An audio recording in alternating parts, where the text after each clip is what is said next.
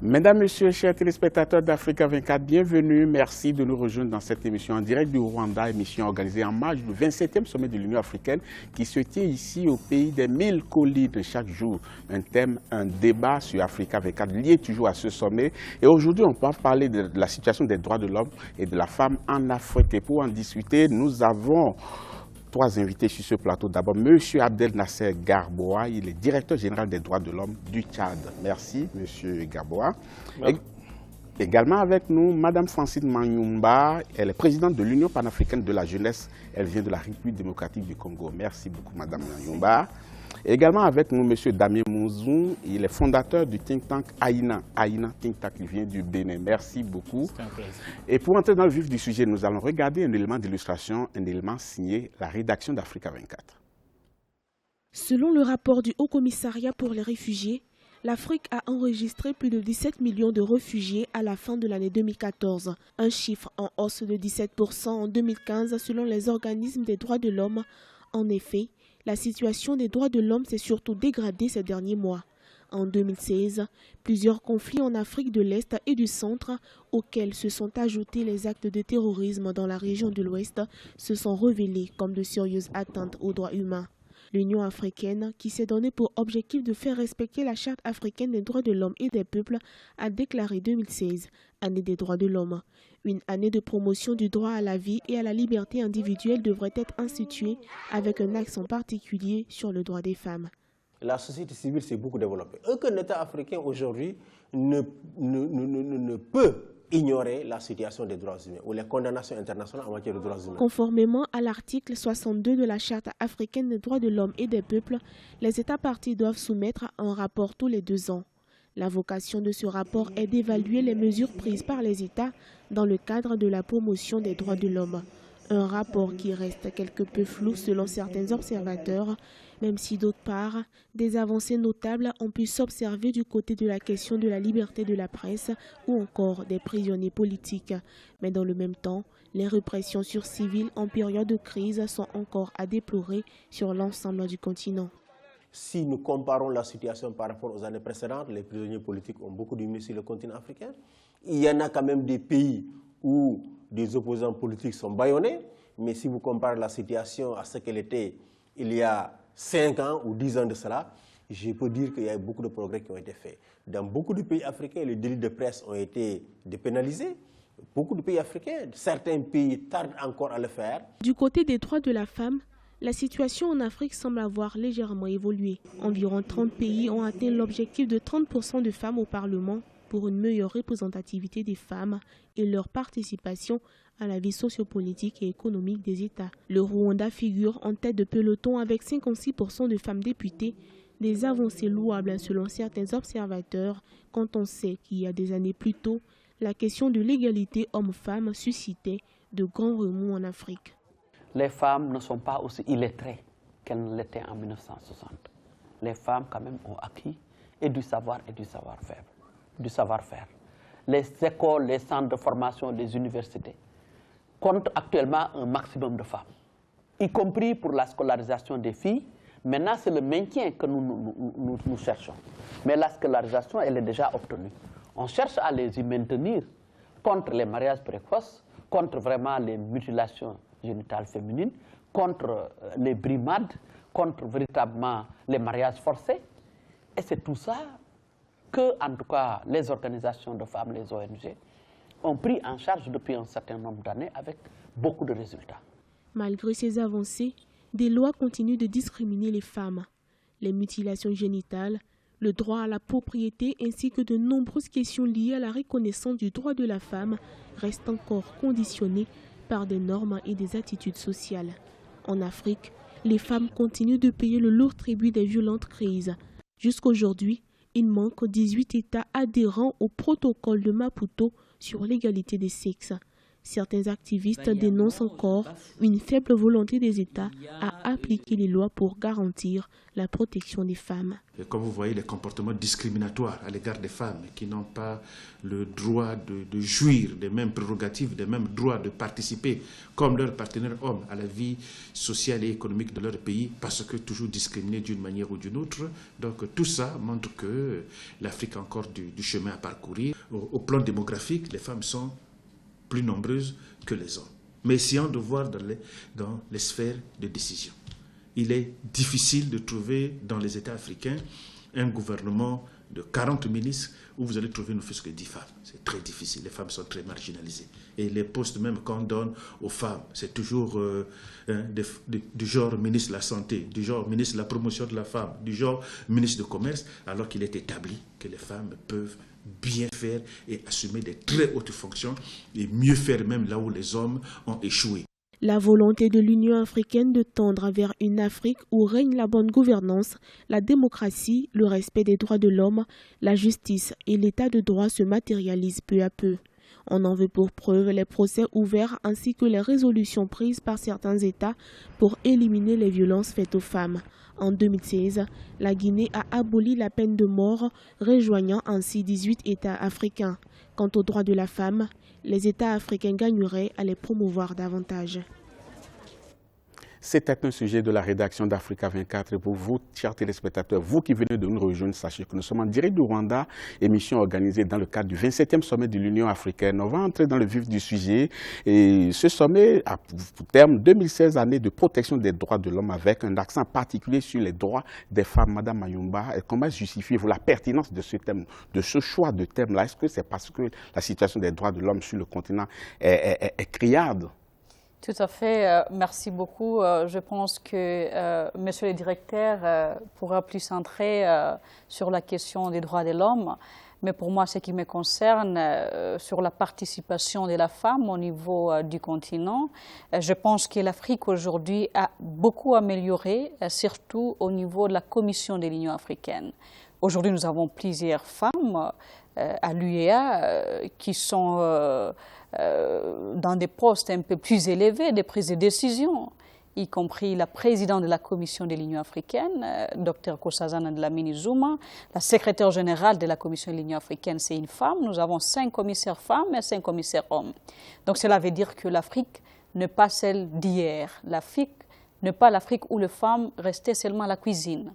L'Afrique n'est plus l'Afrique où les femmes ne pouvaient pas s'asseoir sur une table et discuter avec les hommes. Donc il y a quand même des avancées qu'on a notées ces dernières années.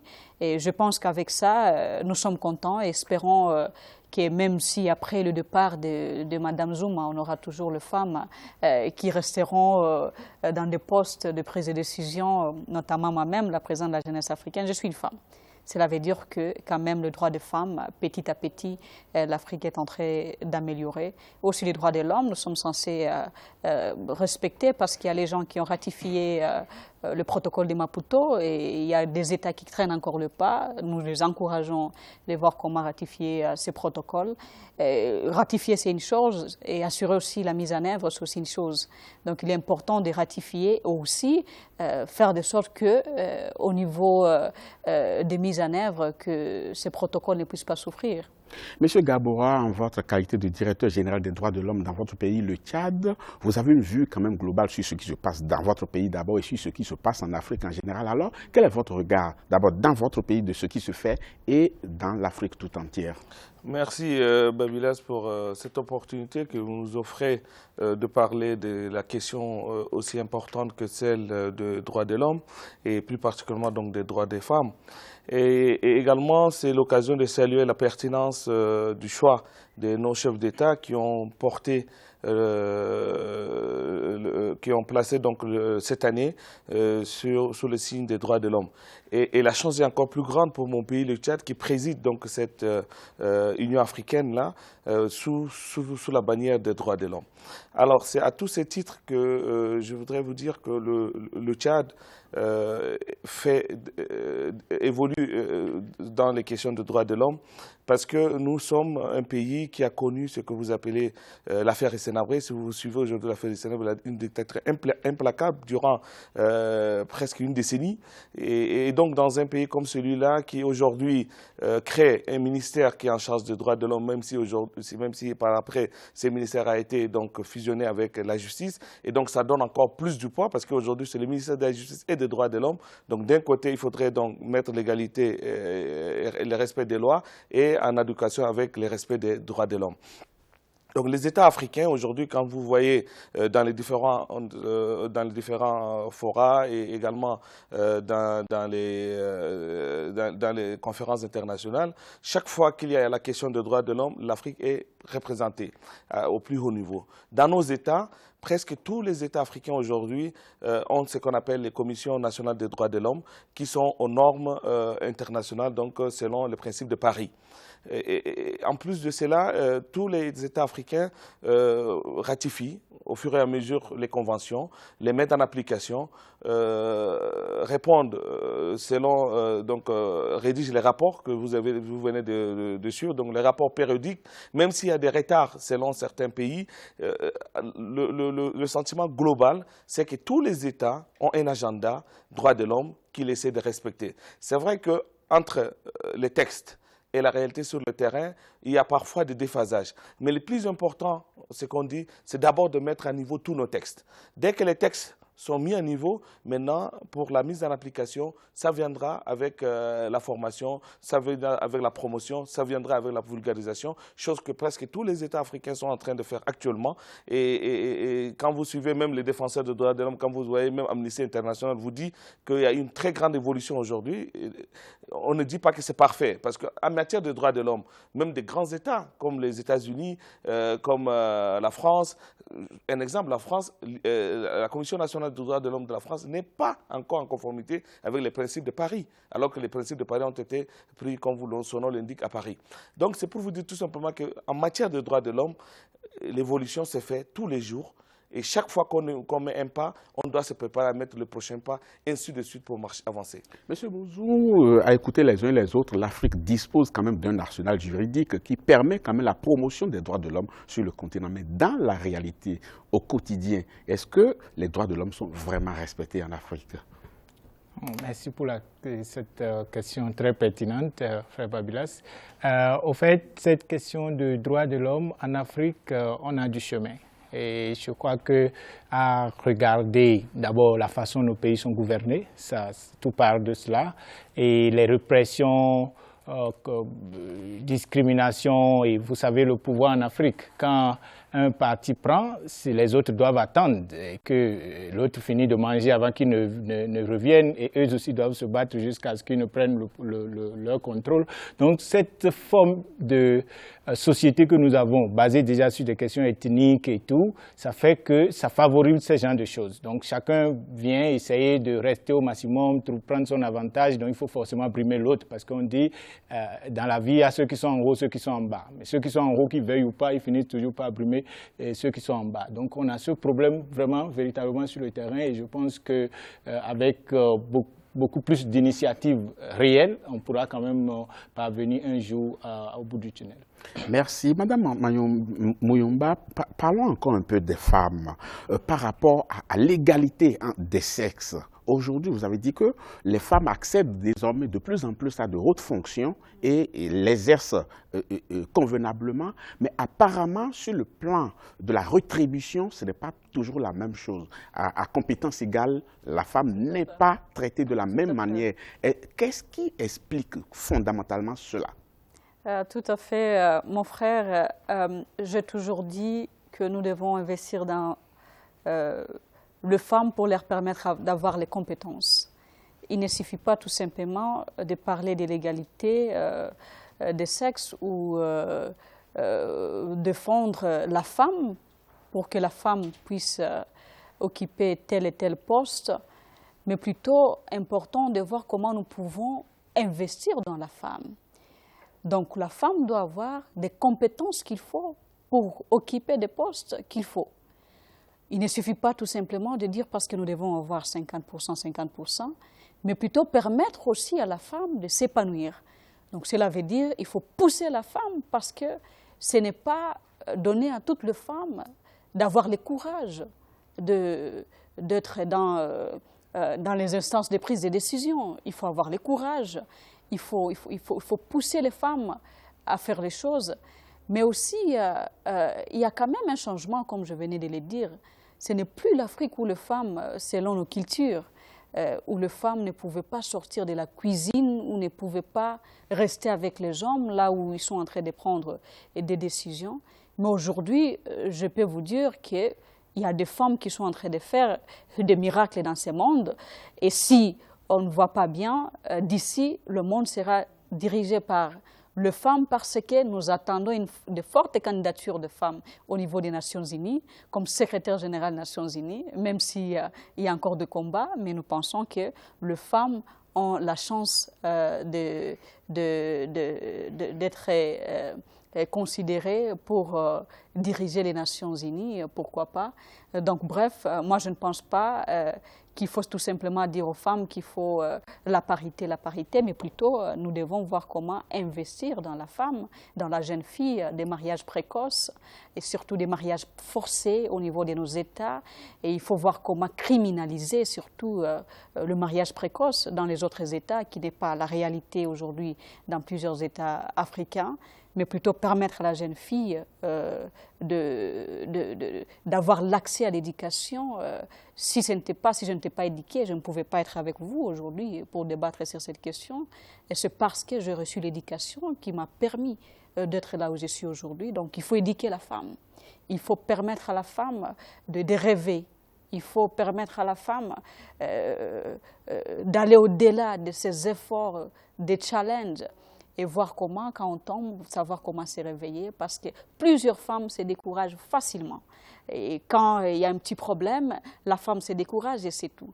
Et alors, quand vous avez des compétences et vous êtes dans un leadership, cela veut dire qu'il faut même montrer ceux qui sont derrière vous, que vous êtes capable de les représenter.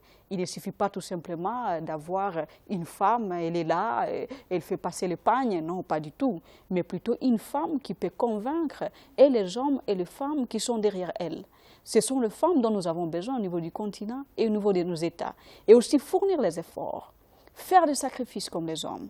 Il ne faut pas seulement se dire que non, voilà, je vais être présidente de la commission. Êtes-vous prête à travailler jusqu'à minuit, à 1h du matin, et se réveiller tôt et travailler encore demain, après-demain?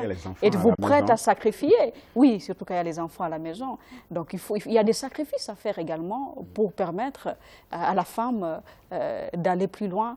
Donc pour moi, je pense qu'il faut plus encourager des compétences au niveau des femmes pour leur permettre de bien exercer leurs fonctions. Merci beaucoup, Madame Mayomba. Monsieur Garbora, restons avec les femmes, parce qu'il y a un constat aujourd'hui que les femmes ne sont pas aussi instruites que les hommes, en tout cas beaucoup, en tout cas en termes de scolarisation. Aujourd'hui, nos États sont en train de prendre des mesures, notamment la gratuité de l'école pour les enfants, peut-être de la maternelle jusqu'au primaire, mais il faut aller au-delà. Mais est-ce que ces mesures-là suffisent pour fermer le gap qu'il y a aujourd'hui entre le nombre d'hommes instruits par rapport au quota de femmes instruites? Je dirais que dans ces cadres, dans cette lutte pour l'émancipation des femmes, il faudrait voir le combat dans la durée. Et tout est lié. Il y a la question de gouvernance également, il y a la question de pauvreté, il y a un certain nombre d'éléments qu'il faudrait réunir. Au Tchad, par exemple, comme elle l'a dit, nous avons criminalisé les mariages précoces. C'est pour permettre à ce que les filles puissent continuer l'école. Parce que souvent, nous avons constaté que l'un des facteurs qui diminue l'accessibilité aux filles, surtout à l'enseignement supérieur, c'est le mariage précoce. Donc, au Tchad, nous avons pris les mesures pour qu'aucune fille ne soit mariée avant 18 ans. Toute personne qui contrevient à cela est poursuivie et il y a des sanctions pénales qui sont prévues pour cela. Bon, au-delà de ça, l'école est gratuite au Tchad pour tous les enfants jusqu'à ce qu'ils accèdent au secondaire. Dans les zones rurales, on a mis en place des cantines scolaires pour permettre aux enfants de manger à l'école. Et avec nos partenaires du Programme alimentaire mondial et autres ONG, nous avons mis également en place un système qui permet à ce que les enfants, surtout les filles qui vont à l'école, puissent ramener quelques denrées à la maison pour préparer à la maison. Cela veut dire quoi? Cela veut dire que les filles, d'habitude, accompagnent leur maman dans les champs, accompagnent leur maman au marché ou gardent les enfants, les plus petits aux enfants pendant que la maman est en train de faire autre chose. Ça veut dire que la jeune fille est produit. Or, quand on la prend à l'école, ça veut dire qu'il y a un gap à la maison, il y a quelque chose qui manque. Pour qu'on ne sente pas ça, il y a certaines organisations au Tchad qui ont mis en place ce programme qui permet à ce que les filles, en rentrant de l'école, ramènent peut-être un peu d'huile, un peu comment vous appelez là, un peu de sel, un peu quelque chose comme ça pour participer également à la vie à la maison. Donc c'est un problème également de pauvreté qu'il faudrait savoir gérer en Afrique en général pour qu'on puisse donner les mêmes chances à nos filles, surtout rurales, parce que dans les centres-villes, ces problèmes ne se posent pas énormément, parce que tous les enfants vont à l'école, mais dans le monde rural, il y a ces problèmes. Et je suis tout à fait d'accord avec Francine quand elle parle de compétences des femmes, parce qu'aujourd'hui, on oublie ça, on parle de parité, d'égalité. Non, ce n'est pas ça. Le problème, c'est qu'il faudrait donner d'abord les compétences nécessaires aux femmes, et il faudrait que les femmes elles-mêmes prennent conscience de leur situation. C'est-à-dire qu'une femme ne doit pas se dire parce qu'elle est belle, qu'elle doit prendre une place. Non, elle doit se dire que parce qu'elle est compétente. Oui, mais vous avez dit tout à l'heure que l'éducation, elle est gratuite, l'école, elle est gratuite aux enfants jusqu'à l'entrée au secondaire. Mais est-ce que cela suffit? Est-ce que le constat qui est fait aujourd'hui, c'est que la jeune fille, elle arrive jusqu'en secondaire, mais elle n'a plus les moyens de pouvoir continuer. Ne faudrait-il pas généraliser la gratuité pour toutes les filles dans nos écoles? C'est la question que je reviendrai vous poser, vous deux, tout à l'heure. Chers téléspectateurs, ne partez pas. On marque une pause dans cette émission, on vous retrouve dans quelques instants.